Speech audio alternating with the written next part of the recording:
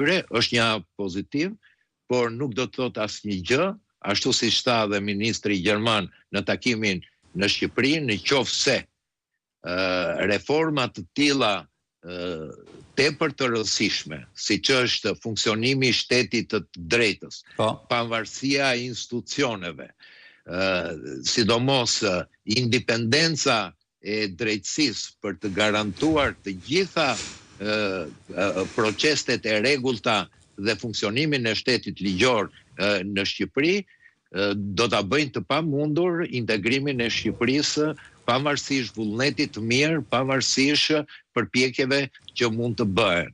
Prandaj, mendoj që vizita e ministrit gjerman ishte një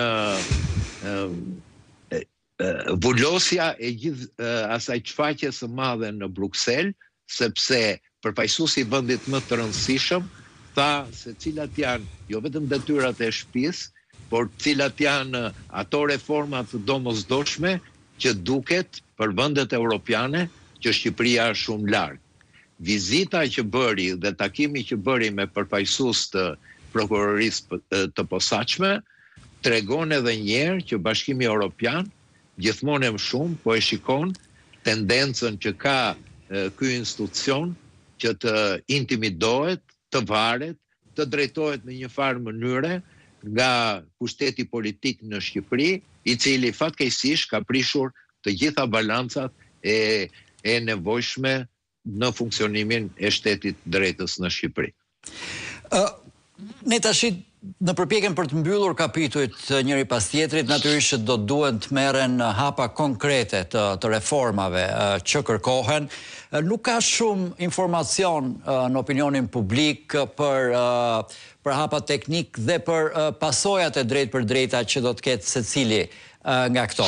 Dikur diplomatët europian kur vinin në Shqipëri e theksonin këtë që publiku duhet njihet me përfitimet dhe kostot e procesit të integrimit në Bashkimin Evropian. Tani duket se nuk flitet më as për kosto, as për gjë tjetër. Natyrisht, arritja e disa standardeve, siç është shteti ligjor apo pavarësia e institucioneve nga njëri tjetri apo liria e mediave e të tjera janë shumë mira dhe ne mezi presim që të ndodhin këto gjëra.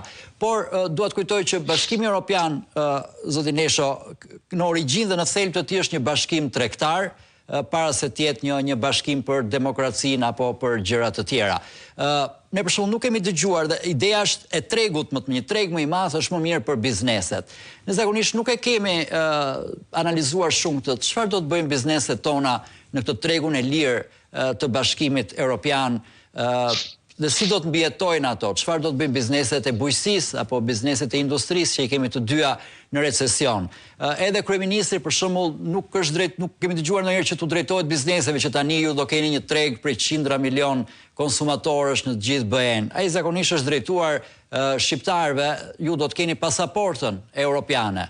Dhe me këtë pasaport mund të shkoni të studioni, të punoni, të jetoni ku të doni. Por çfarë ka Shqipëria edhe peshën që do duhet mbaj për të përshtatur kryesisht në ekonomi, në fushën e ekonomisë?